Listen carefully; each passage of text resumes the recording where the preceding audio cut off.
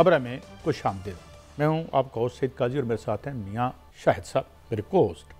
दहशतगर्दों के खिलाफ एक ग्रैंड ऑपरेशन की बातें हो रही हैं। इस हवाले से ज़ाहिर है नेबरिंग मुल्क हैं वो भी इसमें इन्वॉल्व हैं।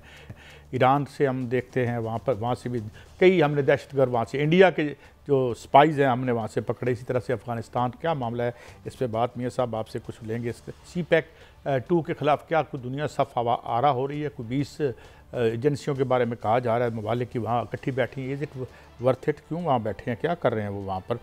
इसके अलावा देखेंगे अमेरिका यमन के बाद क्या वो ईरान पर भी हमला करेगा? और इसके साथ साथ हम इसमें और भी आपसे बातें करेंगे कि यूरोप पे खलबली मची हुई है और न्यूक्लियर रेस यूरोप में शुरू हो चुकी है, जिसमें पोलैंड और सबसे ज़्यादा जो इस वक्त अपने आप को ख़तरे में समझता है वो जर्मनी है। और उसने जर्मनी ने उससे अम्ब्रेला मांग लिया है, क्योंकि इस वक्त हम आपको ये भी बताएंगे कितने नंबर ऑफ़ बॉम्ब्स हैं इस वक्त यूरोप में। दो ही वहाँ पे ताकतें हैं, एक बरतानिया है, दूसरा फ्रांस है, और ताकत का बैलेंस क्या है, इस पे हम बात करेंगे। इसके साथ साथ हम ये भी आप बताने की कोशिश करेंगे कि कितनी तेज़ी से ट्रंप का ग्राफ नीचे गिर रहा है। हर काम वो जिस मकसद के लिए करता है उससे उलट और सरजद हो रहा है। ये है मियाँ साहब कहानियाँ। मगर पहले हम आते हैं इसकी तरफ कि ये जो ग्रैंड ऑपरेशन है, फिर हमने ये भी देखा कि दहशतगर्दों ने अपने हमलों में भी इजाफा कर दिया है। कल से हम देख रहे हैं पै दर पै जो है वो भी स्टेप अप कर रहे हैं। तो जवाबी तौर पर क्या इरादे हैं और क्या मंसूबे हैं मियाँ साहब? काजी साहब, मुल्क की सलामती के हवाले से 4 बड़ी खबरें हैं जो कि आज हम अपने नाजरीन के सामने रखेंगे। और इस हवाले से सबसे पहले तो ये है कि जो दहशतगर्दी के वाक़यात हुए उसकी रोकथाम के लिए नहीं बल्कि उसको जड़ से उखाड़ने के लिए फ़ैसला किया जा चुका है और फैसला कौन जो मराहल हैं वो शुरू हो चुके हैं। और इस हवाले से TTP है, BLA है, ये सबसे बड़ी दहशतगर्द तंजीमें हैं जो कि दहशतगर्दी कर रही हैं। और अफ़गान हुकूमत है जो कि इनको नहीं रोक रही है, और अफ़गान हुकूमत के शहरी जो हैं वो भी इसमें इन्वॉल्व हैं। ईरान की जानिब से भी दहशतगर्दी हो रही है, लेकिन अब ये फैसला किया गया है कि TTP के ख़िलाफ़ ऑपरेशन अल बदर जो है वो शुरू किया जाएगा। और जो BLA है उसके ख़िलाफ़ जो है वो फैसला कौन ऑपरेशन जो है वो भी शुरू किए जाने का इम्कान नहीं बल्कि फ़ैसला हो चुका है। और इस हवाले से ईरान ने यकीनदानी कराई है कि उनकी जानिब अगर कुछ जो दहशतगर्दी के ठिकाने हैं उनको पाकिस्तान अगर ख़ुद तबाह करना चाहता है तो ख़ुद कर ले, वरना हम उसको तबाह कर देंगे। और अफ़गानिस्तान की जानिब से भी ये खबरें आ रही हैं कि वहाँ पर जो आपस में उनकी लड़ाई है और इसके अलावा जो दबाव उन पर जो है वो बड़ा है, उसमें उन्होंने भी इस इशारा दिया है कि वो भी उनको पुश करेंगे और पाकिस्तान उनको बेशक उन जो ठिकाने हैं। मियां साहब, मुझे ये बात बताएं कि क्या ईरान ने और अफ़गानिस्तान ने ये कहा है कि अगर उनके यहाँ जिस तरह हमारा ये मुकदमा है कि जी वहाँ पे इनके कैंप्स हैं, तो will they allow us to operate and destroy them over their land, on their land? देखिए काजी साहब, वहाँ पर अफ़गानिस्तान के अंदर से जो दहशतगर्दी पाकिस्तान में होती है वहाँ से अफ़गान शहरी जो हैं वो निकले हैं, जो हलाक हुए हैं अफ़गान शहरी थे। उनके सामने सबूत भी रखे गए हैं और उन पर दबाव भी इस वक्त जो है वो काफ़ी है, क्योंकि आपस में उनकी बड़ी लड़ाई है। और इस हवाले से उन्होंने अब मजबूरन जो है वो ये हामी बरी है और इस चीज़ का इशारा दिया है कि वो इनकी पुष्टपनाही नहीं करेंगे। और इस हवाले से पाकिस्तान जो है वो इन पर एडवांस कर सकता है अगर करे तो। और ईरान की जानिब से बाकायदा तौर पर ये यकीनदानी कराई गई है कि उनकी सरजमीन किसी भी किस्म की दहशतगर्दी के लिए इस्तेमाल नहीं होगी। और वहाँ पर उनके जो ठिकाने BLA के हैं वो उनको खुद या पाकिस्तानी एजेंसीज या पाकिस्तानी फोर्सेस तबाह कर सकती हैं, क्योंकि जो दहशतगर्दी के वाक़यात पै दर पै हुए और जिस तरह की बेरहमाना उन्होंने बुज़दलाना और बेरहमाना कार्रवाइयाँ की उस पर जो है वो दुनिया चीख उठी है। और वहाँ पर जो ईरान है ख़ास तौर पर हमारा बरादर मुल्क भी है और पड़ोसी मुल्क भी है, उस तरफ से मुकम्मल तौर पर यकीनदानी कराई गई है कि वो पाकिस्तान के साथ है। और इस हवाले से इंडियन इन्वॉल्वमेंट जो है वो भी सामने लाई जाएगी, बेनकाब की जाएगी और इंटरनेशनल लेवल पर इस चीज़ को उठाया जाएगा कि इंडिया जो इन्वॉल्व है और उनके सफारत खाने जो हैं वो सफारत खाने नहीं है बल्कि ट्रेनिंग सेंटर हैं। और इस हवाले से ये भी फैसला किया गया है कि बलूचिस्तान के अंदर जो है वो सफाई की बड़ी ज़रूरत है इंतज़ामिया के अंदर और ख़ास तौर पे जो ब्यूरोक्रेसी है उनके अंदर और जो सरकारी मशीनरी है उनके अंदर बड़ी तब्दीलियां जो हैं होने वाली हैं।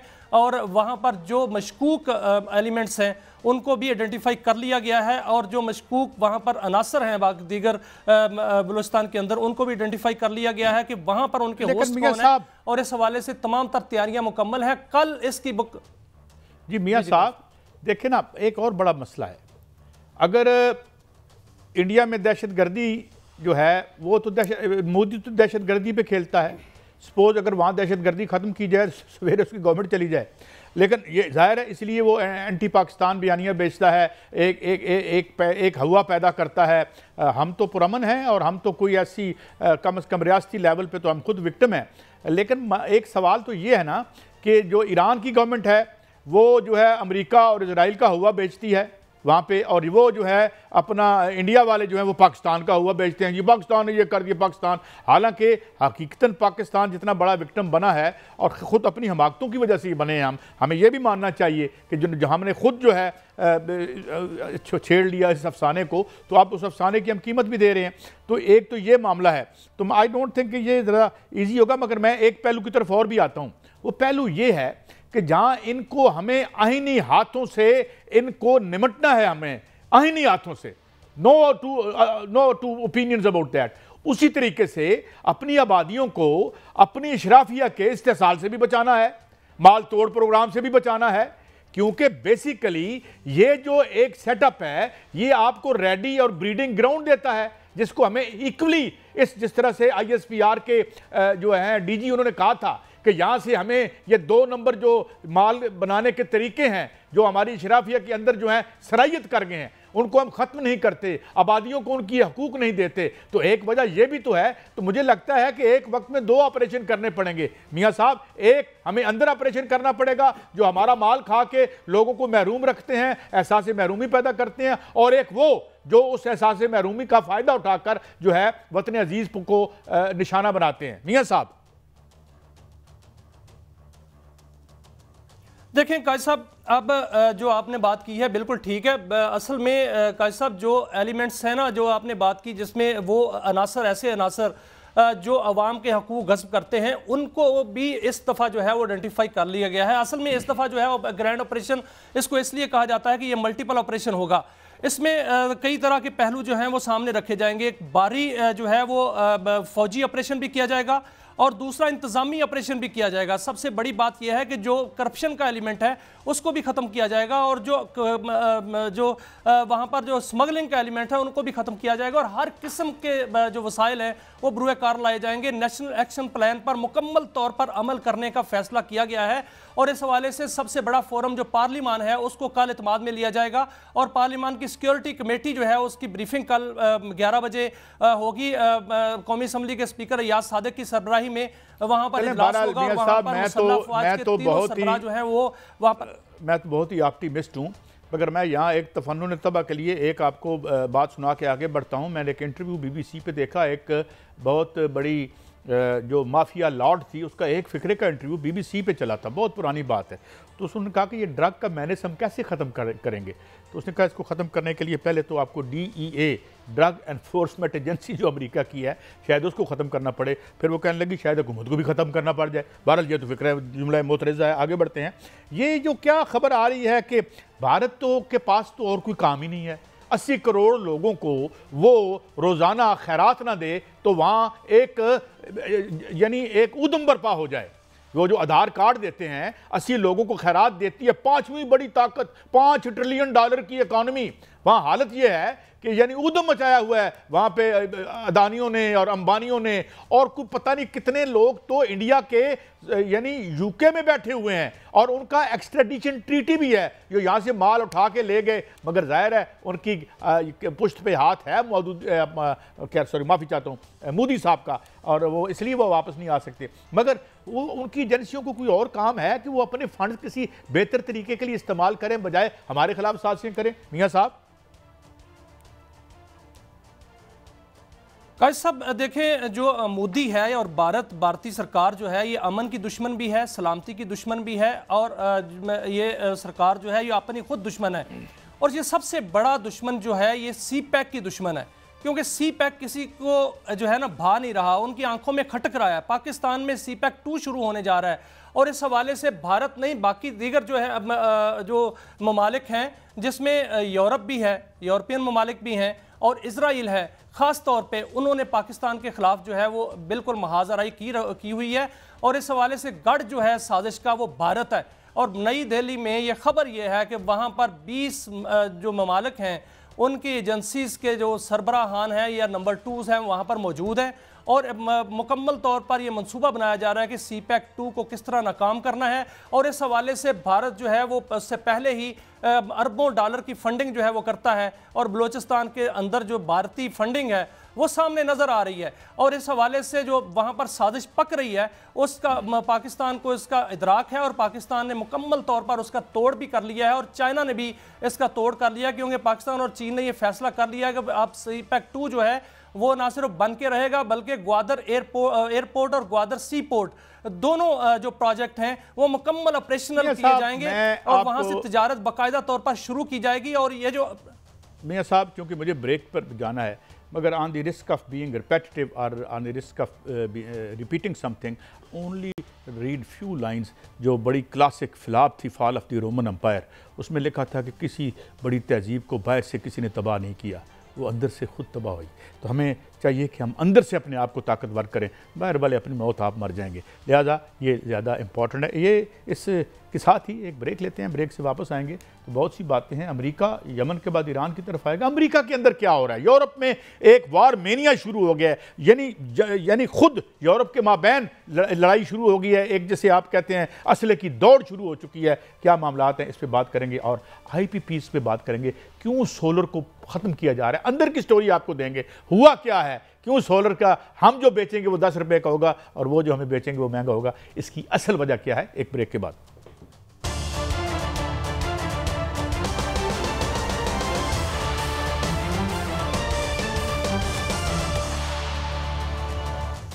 वेलकम बैक नाज़रीन। हमारा रन डाउन तो ये कह रहा है कि अमेरिका यमन के बाद ईरान पर भी हमला करेगा, मगर इससे पहले हम एक और बात करते हैं। ईरान पर तो हमले का भी फैसला नहीं हुआ, मगर जनाब ट्रंप एंड को और कंपनी ने अमेरिका पर हमला कर दिया है। और आपको कुछ खबरें हम बताते चलें कि जो लेटेस्ट पोल्स आए हैं और सर्वेज आए हैं, मौसूफ 50-55 दिनों में ही अब जो अप्रूवल रेटिंग है बाज़ हवालों से, उनकी पिछले जो सदर थे जो बाइडन साहब, जो कि ख़ास से अनपॉपुलर थे और ख़ास से ही अनइम्प्रेसिव भी थे, उनसे भी नीचे चली गई है।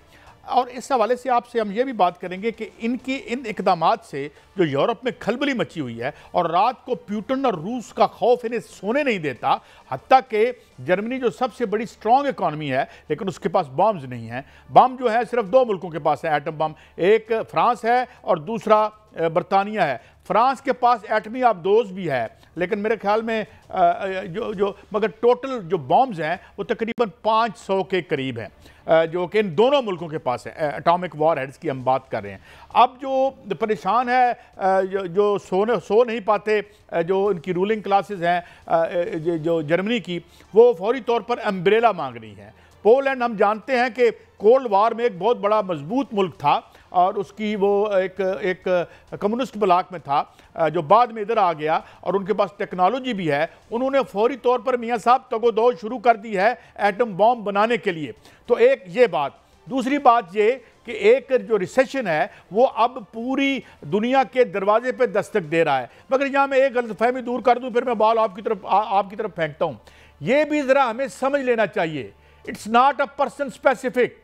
इसमें कोई शक नहीं है कि जनाब बिल्कुल जो इनकी अहलियत है, जिस तरीके से अमेरिका के प्रेस का एक बड़ा हिस्सा लिखता है, वो खासी क्वेश्चनेबल है। किबला ट्रंप साहब की जिस मकाम में आओ वहाँ पर वो बैठे हैं, या एलन मस्क जो हरकतें करते फिरते हैं वो अपनी जगह, मगर ये लोग नुमाइंदे हैं उस निज़ाम के जो खुद डूब रहा है।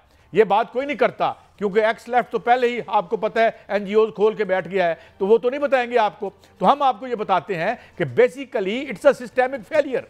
ये सिस्टम जो है वो पहले इन्होंने इसकी ज़िंदगी दी, कैसे क्रेडिट एक्सपेंशन करके मसनूई तौर पर मंडी को खोला, फिर इन्होंने दुनिया के हमारी मैशतों को बर्बाद कर दिया, हमारी लोकल में जो मंडी है और जो हमारी इंडस्ट्री है उसका बेड़ा गर्क किया, टैरिफ नीचे करवाए, पहले शौकत अजीज़ से, उससे पहले मुइन कुरैशी से, फिर हफीज़ शेख से। ये सारे वारदाती है, यहाँ पर माफ़ी चाहता हूँ आए, और आज हमारी मैशत जहाँ खड़ी है आपके सामने है। मगर अब chickens are coming home to roost. अब ये सिलसिला वापस जा रहा है मियाँ साहब, और यूरोप के दरवाजे पर ना सिर्फ जंग, वार मेनिया और यानी जंगी जुनून और हथियारों की दौड़ और रिसेशन, तीनों दस्तक दे रहे हैं। आपका इस पर टेक हो जाए, फिर बात आगे बढ़ाते हैं। मियाँ साहब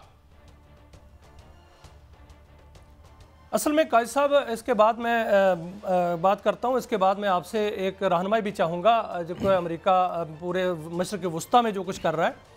असल में सर, यूरोप जो है, यूरोप का अपने वो एक शेर था ना कि यूरोप की तहजीब खुद अपने खंजर से खुदकुशी करेगी। असल में यूरोप जो पहले था वो अब नहीं है, और यूरोप को अब अपनी सलामती के लाले पड़े हुए हैं, और यूरोपियन ममालिक जो हैं वो अपना हिफाजत चाहते हैं। पहले तो अमेरिका उनकी हिफाजत करता था, अब उनकी हिफाजत कौन करेगा?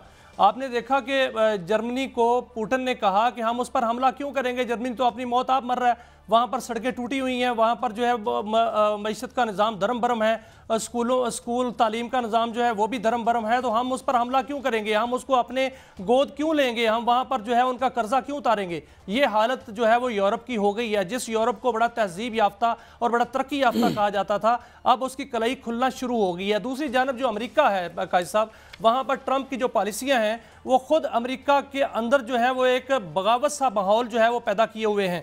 इसमें यहाँ तक वहाँ पर पॉलिसियों में कहा जा रहा है कि ग्रीन कार्ड होल्डर्स जो हैं उनको भी डिपोर्ट किया जा सकता है, और वहाँ पर ट्रंप साहब जो हैं वो मीडिया के इदारों को बंद कर रहे हैं, जजों को निकाल रहे हैं, मुलाजमीन को निकाल रहे हैं। वहाँ पर जो जितनी महंगाई शुरू हो चुकी है, वहाँ पर जितनी बेचैनी शुरू हो चुकी है, जो ट्रंप के इर्द गिर्द बिलियनियर थे वो भी अब जो है वो सोचना शुरू हो गए हैं कि उनके साथ क्या हो रहा है, क्योंकि उनकी अपनी दौलत जो है वो इतनी कम हो गई है कि वो अपना खतरा महसूस होने लगा है। एक दिलचस्प बात और है, माशाल्लाह देखें ना, हम ही आइन से जितनी हमारी मोहब्बत और जितनी इज़्ज़त हमने आइन की है कुछ हालिया बरसों में और कुछ माजी में, अब हमें बिल्कुल इसमें शर्मिंदगी नहीं होती। क्योंकि आप कल देखें क्या हुआ, फेडरल जज ने उसका फैसला रोका कि वेनेजुएला के जो कुछ सिटीजन्स हैं या कुछ जो यहाँ पे इमिग्रेंट्स बैठ, उनको वापस मत भेजो। 14 दिन का उसने रिमांड यानी स्टे दिया था, और उसके बाद कहा था कि इनका केस सुनेंगे। उन्होंने कहा जी तुसी सुन ही नहीं सकते, तुसी कौन होंदे हो? हम बिला वजह शर्मिंदा हो रहे थे कि भाई यहाँ पे उमर अता बंदयाल साहब ने कहा कि आप 90 दिन में इलेक्शन कराएं, और नहीं कराए तो हम जो है उछल छुल के हाय क्या हो गया, मेरा आइन किधर गया, और पकड़ो क्या हो। तो इनसे कोई ऐसी बात नहीं, माशाल्लाह। इसकी पहले भी यही हैसियत थी रूलिंग क्लासेस के लिए।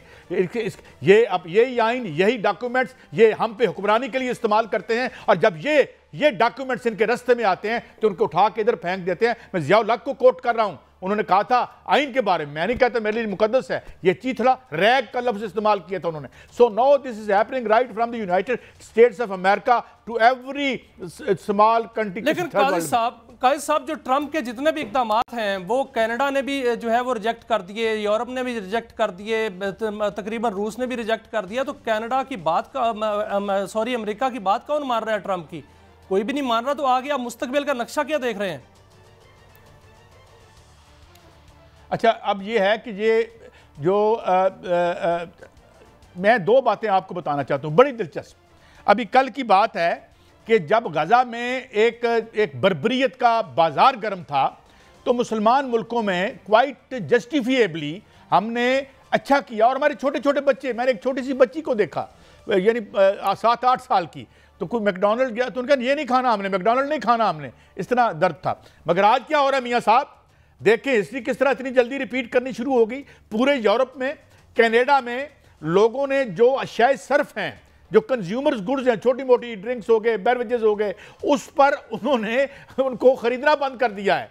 ये यानी ये अमेरिका के खिलाफ एक तो ये सिलसिला है। और उसके अलावा जो उसकी डिफेंस की इंडस्ट्री है, जो जिसको बड़ा ये टाउट करते हैं, हालांकि ये बड़ा महंगा है और सुना है इतना कोई इफेक्टिव नहीं है। ये जो इनका क्या है F-35 जो जिसको पहले इंडिया के गले में डालना चाहते हैं, और उस पर एहसान करके मोदी को कह रहे थे कि यार ये ले जाओ ताकि कुछ बिलियन डॉलर अंदर आ जाए हमारे पास, ये स्क्रैप ले जाओ लोगों को कत्ल करने के लिए जो बनाया जाता है, तो वो भी अब लोग नहीं खरीद रहे। तो एक ऐसा ऊधम मचा है। और ये मैं आपको मियां साहब बता दूं, ये रिसेशन ऑर्गेनिक है। लेकिन काजी साहब ये तो अमेरिका जो है वो अपनी मईशत के पीछे खुद पड़ा हुआ है, ट्रंप साहब जो है। लेकिन ये अमेरिका क्या करता फिर रहा है? यहाँ पर आकर यमन में हमले, यमन पे जो है वो अच्छे खासे हमले कर दिए, और वहाँ पर जो है वो 55 से ज़ायद अफराद जो हैं जाँ बाक हो गए हैं, और हौसी बागियों की तरफ से भी हमले जो हैं वो नज़र आ रहे हैं। ये क्या होने जा रहा है सर यमन की सरजमीन पर? क्या ईरान ने भी धमकी दे दी है आगे से कि अगर ये हमले ना रुके तो फिर हम भी जवाब देंगे? अच्छा, इन्होंने दावा किया था कि आर्मी चीफ जो है यमन का, वो तो खुद आ गए हैं टीवी पे, इस तरह ख़त्म नहीं होता, आग लगाकर आग ख़त्म नहीं होती। ये सबके लिए सबक है इसमें कि आप आग से आग को नहीं बुझा सकते। आपको आग पे पानी डालना पड़ता है। हाँ, और आग पे पानी डाल के उसे बुझाना पड़ता है। समाजों में भी यही है कि आपको 2 प्रॉन्ग, 3 प्रॉन्ग, 4 प्रॉन्ग स्ट्रेटजीज रखनी पड़ती हैं समाजों को संभालने के लिए, उनकी तरबियत के लिए, उनको महफूज करने के लिए। तो ये जो अमेरिका कर रहा है, अमेरिका बहादुर, अब उसमें खौफ क्या है मियां साहब? खौफ ये है कि जो उसकी रवायती ताकत थी, मैं एक जगह बैठा था तो कुछ दोस्तों ने तो मेरा हुजूम मजाक उड़ाया कि जैसे खुदा न खास्ता मैंने कोई नऊज़ बिल्लाह मिन ज़ालिका ब्लास्फेमी कर दी। 4-6 महीने पहले एक बड़े सियासतदान, में नाम नहीं लेता, और एक मेरे साबका को होस्ट थे, तो उन्होंने वह मेरा ठट्ठा उड़ाया ये तो अमेरिका को मार के उठेंगे। अरे भाई, हमने क्या मारना है, मारने वाले मार रहे हैं। आज ये 3 या 2 या 4 महीने पुरानी बात है, शायद मेरे ये दोस्त सुन भी रहे हों। लेकिन मुझे तो लगता है कि अमेरिका इस जंग को हार जाएगा जो मशरिक़ वुस्ता में उन्होंने छेड़ दी है।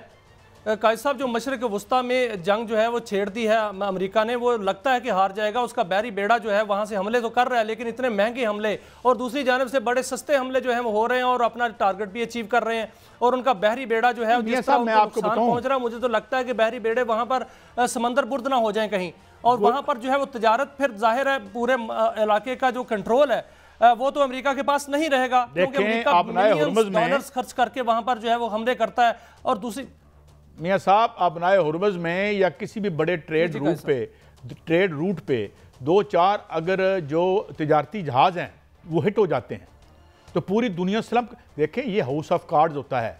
ये जी आज हम ये नहीं कहते आज इंडेक्स वहाँ पर चला गया, यानी इससे इनकी अकल पे मातम करने को दिल करता है। यानी ये एक कसीनो के अलावा होता कुछ नहीं है, और एक 5, 7, 10 बंदे बैठते हैं, वो इस कसीनो को उठा के ऊपर ले जाते हैं, फिर नीचे ले आते हैं हम टीवी पे, क्योंकि हमारे पास कुछ भी और सेलिब्रेट करने को नहीं होता, तो हम कहते हैं हो आज इंडेक्स वहां चला गया, आज इंडेक्स वहां चला गया। ओ भाई, रियल इकॉनमी होती है, रियल इकॉनमी इंडस्ट्री होती है, वो तो बैठ गई है, वो तो लोग बंद कर रहे हैं, वो तो लोग बाहर लेके जा रहे हैं। दुनिया में जिस तरह यहाँ पे डॉक्टर तैमूर रहमान क्या गए, कुछ और भी आ रही हैं। डॉक्टर तैमूर रहमान को मैं कोट कर दूं, जो उन्होंने कल, खबरें कुछ और भी आ रही हैं, खबरें ही आ रही हैं। हाँ जी, बताएं जी कैसा मुकम्मल करें। मैं ये कह रहा था कि अमेरिका से दोगुना, यानी अमेरिका से महंगी खबरें, जी अमेरिका से महंगी बिजली बना के यहाँ आप इंडस्ट्री खड़ी कर लेंगे। और एक बात और करने दें, इंडस्ट्री के बगैर जो रूलिंग क्लास रोज माल बना रही हो, उसको क्या जरूरत है इंडस्ट्री लगाने की? भाई माल आ रहा है और खुला आ रहा है, तो भाई हम क्यों इंडस्ट्री लगाएं? ये है वजह। हाँ जी मियां साहब, आप बात करें। आप कायद साहब, जो खबरें आ रही हैं वो ये हैं कि जो अमेरिका समंदरों में कर रहा है और समंदरों में उसको जो हजीमत उठानी पड़ रही है, उस पर जो है वो फ़ायदा उसका चाइना उठा रहा है। चाइना ने 70% जो है तजारती रूट्स पर जो है वो अपना असर और रसूख कायम कर लिया है। आप ग्रीनलैंड ले लें या पनामा कनाल ले लें या ये जो मशरिक़ वुस्ता का पूरा रूट है, इस पर जो है वो चाइना तकरीबन चाइना जो है वो उसका अपना असर और रसूख जो है वो कायम कर चुका है, और 70% तजारत पर जो है वो चाइना जो है वो अपना बाकायदा अगर कहा जाए कब्जा कर चुका है। और रूस जो है वो भी अपने असर और रसूख बढ़ा रहा है। और मुझे लगता है कि, और ख़बर ये भी है कि इस पूरे खित्ते में अमेरिका जो है वहाँ से तकरीबन भागेगा, क्योंकि एक तरफ तो उनको नाकाबंदी जो है वो ईरान ने कर रखी है, दूसरी जानब जो है हौसियों ने कर रखी है, तीसरी जानब जो है वो चीन की ताकत जो है वो बढ़ रही है, और रूस जो है वो शाम की तरफ से उधर से घेर रहा है। तो वहाँ से अमेरिका को इधर निकलना ही पड़ेगा, और वहाँ पर जो चीन की और रूस की इन्वॉल्वमेंट बढ़ रही है तजारती तौर पे, और दूसरा पनामा के मकाम पर भी और ग्रीनलैंड के मुकाम पर भी, तो रशिया अमेरिका जो ग्रेटर अमेरिका बनना जा रहा था, ट्रंप वहाँ से भी मेरा ख्याल अपना हक खो देंगे। नहीं साहब, ब्रेक पे मैंने जाना है, ग्रेटर की बात नहीं है। अमेरिकन रूलिंग क्लास खौफजदा है, उसका जो डिक्लाइन हो रहा है, एक बिल्कुल अंदर से एक रॉट हमको नज़र आ रही है। और ट्रंप और ये मस्क ये समझते हैं कि जनाब ग्रीनलैंड को फाड़ लो, उसको फाड़ लो, तो शायद हम इसको बचा सकें। इट इज़ दी यानी अंदर से विचो गई है मुख मुहम्मदा वाली बात है। तो ये इसका नतीजा क्या निकलेगा ये तो अल्लाह ताला ही बता सकते हैं, मगर हम कुछ अंदाजे लगाने की कोशिश करते हैं। ब्रेक के बाद वापस आते हैं और बात करते हैं कि IPPs 29-28 पैसे की, यानी एक हातम ताई का मकबरा जिस तरह मैं कहता हूँ डिमोलिश करने का इरादा है। अरे भाई नहीं, 28 कम न करें, 28 पैसे हमसे ले लें। मगर आपको वजह बताएंगे कि why they can not bring the prices down, और सोलर को निशाना क्यों बनाया जा रहा है। एक ब्रेक के बाद।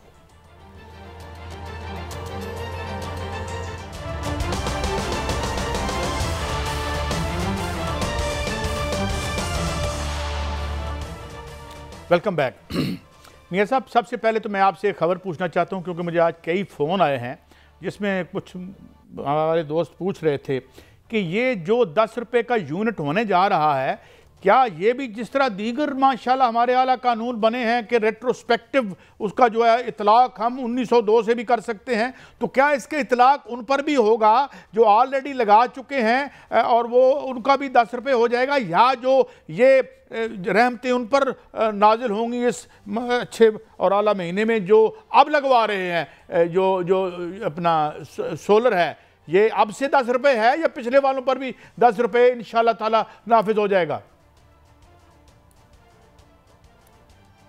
काजी साहब, 2 दिन पहले जो ECC का इजलास हुआ था उसमें जो समरी पेश की गई थी उसमें ये कहा गया था कि जो नए सार्फिन हैं जो जब फैसला हो जाएगा, काबीना जब इसकी मंजूरी दे देगी तो उस वक्त जो नोटिफिकेशन जारी होगा उसके बाद जितने भी एग्रीमेंट होंगे और जितने भी नेट मीटरिंग वाले होंगे वो 10 रुपये फ़ी यूनिट में बिजली जो है वो उनको से खरीदी जाएगी।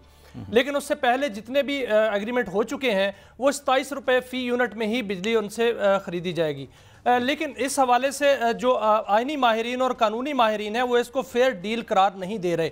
वो कहते हैं कि 48 रुपये में बिजली लेकर 10 रुपये में बिजली बेचना ये इंतहाई जुल्म नहीं बल्कि कानून की खिलाफ वर्जी है। उनका ये भी कहना है कि जो IPPs हैं अगर यही काम करना है तो IPPs के साथ भी ये काम करें, क्योंकि IPPs जो है वो भी महंगी तरीन बिजली जो है वो बेचते हैं और कैपेसिटी पेमेंट 2000 अरब रुपए की है, उनके भी रेट जो है वो कम करके 10 रुपए कर दें। नहीं तो ये फिर कैपेसिटी पेमेंट जो इन्होंने IPP है, तारीख के जो शफाफ तरीन मुआहदे किए थे इन्होंने 1993 में और फिर 2015-16 में माशाल्लाह, तो ये वो यानी उनकी जो रकूमात हैं यकीनन उसमें कोई किकबैक का एलिमेंट नहीं है, बिल्कुल वो शफाफ थे। मगर वो जो भी था उसको जो भी नया नाम कोई अच्छा सा रख लो अपने वीराने का नाम, मगर वो हमें अदा तो करने पड़ेंगे, भले जिसने भी उस पर साइन किए हों। तो ये फिर ये जो सोलर वाले हैं ये भी वो हिस्सा 1993 के आला और शफाफ मुआहिदों की वजह से जो हमें इंतहाई खतीर रकम देनी पड़ती है उसका हिस्सा ये देंगे तो जो अब नए वाले हैं। मगर क्या पता ECC एक दिन और बैठे आके वो कहे नहीं भाई पिछले वाले भी आ जाओ, एक ही सफ में खड़े हो गए महमूद अय्याज मियां साहब, ये भी तो हो सकता है।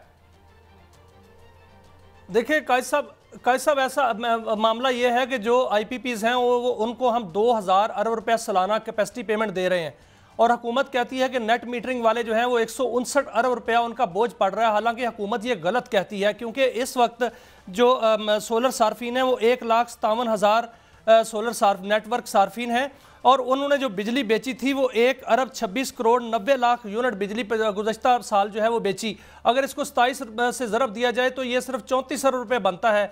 34 अरब रुपये भी सार्फिन को नहीं मिला। सार्फिन का बिल जो है वो कम आया क्योंकि उन्होंने 48 रुपये नहीं, उन्होंने 60 रुपये में बिजली खरीदी और 27 रुपये में उनको बेची। उनका जो फ़र्क आया वो इतना जो है फ़र्क बनता है। हालांकि ये पैसे जो हैं वो सार्फिन की जेब में नहीं गए, ये पैसे उनके पास ही हैं। ये देखें सर, जो नेट मीटरिंग है, सोलर नेट मीटरिंग, उसका जो है जो लाइन लॉसेस हैं वो ज़ीरो हैं।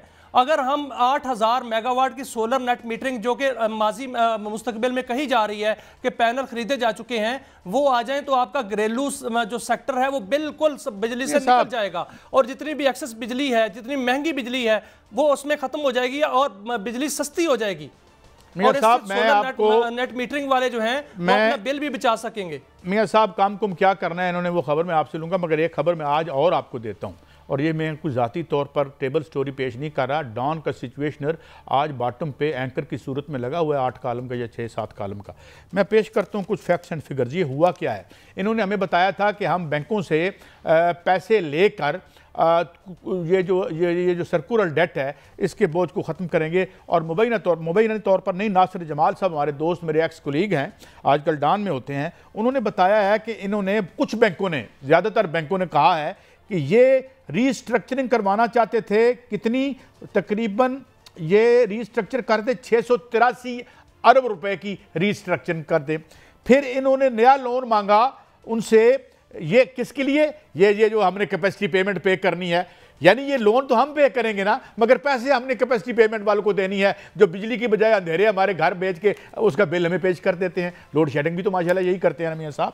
अच्छा, क्योंकि ये मैंने अर्ज़ किया था कि ये जो तारें हैं हमारे घर में लोड शेडिंग और बिल लेके आती हैं, इनके घरों में वापस जो है माल का ढेर लगा देती हैं। जी हाँ, इन्होंने कर्जा मांगा था 567 बिलियन रुपीस का। मियां साहब अर्ज कर दूं पहले, ये PHL है जो पावर होल्डिंग लिमिटेड ने ये कर्जा मांगा था। अच्छा, अब क्या हुआ, उन्होंने कहा जी और इससे इन्होंने तकरीबन 1.25 ट्रिलियन और ये मांगा इन्होंने काइबर माइनस 0.90 पर एनम पे। वो उन्होंने थोड़ा सा क्यों भाई, वो क्यों अपना मुनाफा खत्म करें? इतना बड़ा स्प्रेड जो दिया, माल तो बड़ा खाया बैंकों ने। यहाँ पर जो शौकत अजीज साहब स्प्रेड दे के गए थे बिलियन दे के, इसका कोई करे ना ऑडिट कि कितना माल खाया, मगर वो क्यों दे भाई? प्राइवेट बैंक है। तो ये बेसिकली यहाँ पे स्नैग आ रहा है। चुनाचे कोई नहीं देगा इस मुल्क को फुट, इसका बिल, इस मुल्क को चलाने का बिल आप देंगे, मैं दूंगा, इस मुल्क के अवाम देंगे, इनडायरेक्ट टैक्सेशन के जरिए होगा। दुनिया की सबसे महंगी बिजली जो है हमें बेचकर ये माल कमाया जाएगा। बहरहाल ये सिलसिला कब तक खैर आफियत से चलेगा ये तो अल्लाह ही जानता है। जी मियां साहब, ओवर टू यू। काजी साहब इसमें थोड़ा सा मैं ऐड करना चाहूंगा। ये जो आपने बात की मुनाफा, बैंकों का मुनाफे की, बैंकों ने 600 अरब रुपए का मुनाफा कमाया सर, जो शरह सूद कम ना होने से। और जो शरह सूद कम नहीं हो रही, बैंक जो है उनके तो वारे न्यारे हो गए हैं। और अभी जो कर्जा ले रहे हैं हुकूमत 1200 अरब रुपए आज का सब, वो पता कैसे उतारेंगे? वो मैं और आप और सब सार्फिन उतारेंगे। वो 2 रुपये 80 पैसे सरचार्ज जो है वो आयद होने जा रहा है 6 साल के लिए। वो 6 साल में जो है वो कर्जा उतारा जाएगा और वो सर्कुलर डेट जो है वो जीरो किया जाएगा। वो मैं और आप करेंगे क्योंकि हमारा नहीं है, वो किसी और का है। जो PHL की बात की आपने, वो जो फाइनेंस लिया था उसका फाइनेंस सरचार्ज जो है वो हम अदा कर रहे हैं बिजली के बिलों में, लेकिन हुकूमत जो है वो इस वक्त मानने को तैयार नहीं है। बहरहाल हुकूमत ने जो है वो अभी काजी साहब एक बिजली की कीमतों में कमी की जो है एक नवीद सुनाई है, उस पर बात हो जाए। तो बिजली की कीमतों में कमी जो है वो हुकूमत चाह रही है कि 6 रुपये से 8 रुपये फी यूनिट तक जो है मजमूई तौर पर बिजली की कीमतें कम की जाएंगी और 4 मरहलों में कम की जाएंगी। एक शॉर्ट टर्म है, एक मीडियम टर्म है और एक लॉन्ग टर्म है। शॉर्ट टर्म में माहाना फ्यूल एडजस्टमेंट की मद में बिजली कम की जाएगी, उसकी कीमतें, और 29 रुपये फी यूनिट जो है वो आइंदा माह कम की जाएगी। और उसके बाद जो है माहाना फ्यूल एडजस्टमेंट की मद में मजीद बिजली जो है वो कम होगी। और शॉर्ट टर्म जो मीडियम टर्म है उसमें जो सिमाही बुनियादों पर, जिसको क्वार्टरली एडजस्टमेंट कहते हैं, उस बुनियादों पर 3 रुपये फी यूनिट तक जो है बिजली कम की जाएगी। यानी 3 रुपये 3 माह के लिए और 3 रुपये 3 माह के लिए। 6 माह में 6 रुपये जो है वो बिजली कम होगी। 2 रुपये जो है वो बिजली की जो बुनियादी कीमत है उसमें कम किए जाएंगे, जिसका ओवरऑल इम्पैक्ट पड़ेगा। और हुकूमत ये कहती है कि 6 माह के लिए हम बिजली की कीमतों में मजमूई तौर पर 8 रुपये फी यूनिट कमी करने जा रहे हैं। और बड़ा पैकेज का ऐलान चंद दिन बाद वजीर आजम करेंगे। मियां साहब, कोई हमने IPPs के मुनाफों के तहफ़्फ़ुज़ की कसम खा रखी है भाई? एक जरा निकाले ना लाइन में जितने भी वजीर बराए पानी और बिजली आते रहे हैं। एक आके हमें कहते थे, ये भी हैरल्ड में छपा, दोबारा कोट कर देता हूं, कि जनाब बिजली नहीं बन रही, डे लाइट रॉबरी हो रही है। खुद वजीर मौसूफ थे और इतनी लंबी मतलब है माशाल्लाह बात करते हैं, ज़बानें अल्हम्दुलिल्लाह इतनी तवील हैं कि कुछ बता नहीं सकते। दीगर मामलात में ऐसे कागजी शेर हैं ये, heroes without heroic deeds, history without events and devote, यानी ये वो हीरोज हैं हमारे। अच्छा, अब दूसरी जो आप बात कर रहे हैं कि जनाब वो लॉर्ड केन्स ने कहा था, in the long run we are all dead. 6 महीने किसने देखे हैं? कहते हैं 1 हफ्ता, 6 महीने पता नहीं ये इस्तेसाल या ये निज़ाम बाकी बचता भी है या नहीं बचता, हु नोज़। ये कन्फ्यूशियस ने कहा था ना जब उसे सजा हुई थी कि तुम्हें इतने साल की सजा हुई है। उन्होंने कहा देखो ये तुम्हारा जो सिस्टम है ये कोई कितने दिन चल पाता है, यानी ये तो अल्लाह ताला को पता है। मगर बहरहाल कुछ नहीं हो सकता। उसकी वजह मियाँ साहब एक ही है। उसकी वजह क्या है? उसकी वजह यह है कि हुक्मरानी अगर वही करेंगे जो बिजली बनाएंगे तो आप उनके मुनाफों को हाथ नहीं लगा सकते आपके। और उनके, मैंने जिस तरह कहा कि बार बार कहा, हमारे एक वजीर बराए पानी और बिजली ने तो यह भी कहा था कि हम बिल्कुल IPPs को डिस्टर्ब नहीं करेंगे। अरे भाई अगर आप कुछ है, मगर क्यों खोलें? लेकिन काजी साहब क्यों खोलें? एक खुशखबरी ना दे दें। बड़ी खुशखबरी जो है वो आज आई है सामने, बल्कि एक ही दिन में 2 बड़ी खुशखबरियां आई हैं काजी साहब, वो भी नाजरीन के सामने रखते हैं कि एक ही दिन में 2 बड़ी खुशखबरियां ये आई हैं कि पंजाब और KPK से 2 बड़े जो गैस के और तेल के ज़खायर जो हैं वो बरामद हुए हैं। चंद दिन पहले चकवाल से हुए थे और आज पंजाब के शहर अटक से जो ज़िला अटक है वहाँ पर जो है वो एक कुआं बरामद हुआ है और उससे जो गैस है वो 3 crore 49 lakh cubic feet gas बरामद हो रही है। और जो इसके अलावा जो आयल है वो 430 बैरल आयल जो है वो निकल रहा है। और इसके अलावा शुमाली वजीरिस्तान में के इलाके में खागढ़ के मुकाम पर एक कुआं काजी साहब निकला, वहां पर भी गैस बरामद हुई है। वहां पर 2 crore 4 lakh cubic feet gas बरामद हुई है और 117 बैरल तेल जो है वो बरामद हुआ है। देखिए मियां साहब, बात यह है, बहुत अच्छी बात है, मुबारकबाद के हकदार हैं, मगर पहले पता कर लें कि मुबारक के हकदार इस मुल्क के अवाम है या ठेकेदार हैं। जो वहाँ से माल बनाएंगे। अभी चीनी की बात सुन लें, 180 रुपए की चीनी हो गई। पहले इन्होंने एक्सपोर्ट करने की इजाज़त दी। आप पता करें कि पार्टी किस हुक्मरान के किस धड़े की कितनी कितनी जो हैं वो शुगर मिले हैं।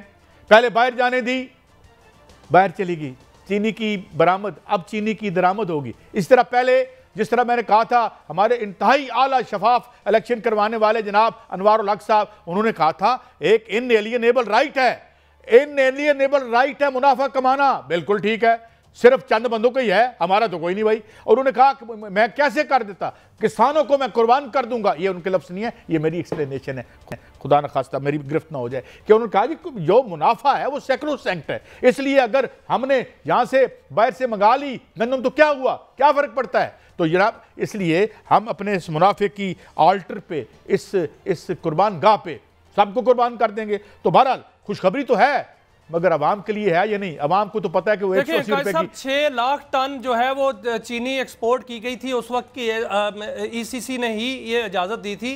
एक दफ़ा 1 लाख टन और दूसरी दफ़ा 5 लाख टन, 6 लाख टन जो है वो एक्सपोर्ट करने की इजाज़त दे दी। मिलों को जो है वो कोटा दिया गया, मिलों ने उसको एक्सपोर्ट कर दिया। और अब जो है वो चीनी नहीं है, अब जो है वो शक्कर जो है वो इंपोर्ट की जाएगी और उसकी चीनी बनाई जाएगी। वही पहले एक्सपोर्ट और फिर इंपोर्ट, गंदम वाला मामला। इस बात पे क्लोज करता हूँ फैज साहब की बात पे कि हर चारा घर को चारा घरी से गुरेज था, वरना को दुख थे बहुत लादवाना थे। इजाज़त, कल फिर मिलेंगे। अल्लाह हाफिज़।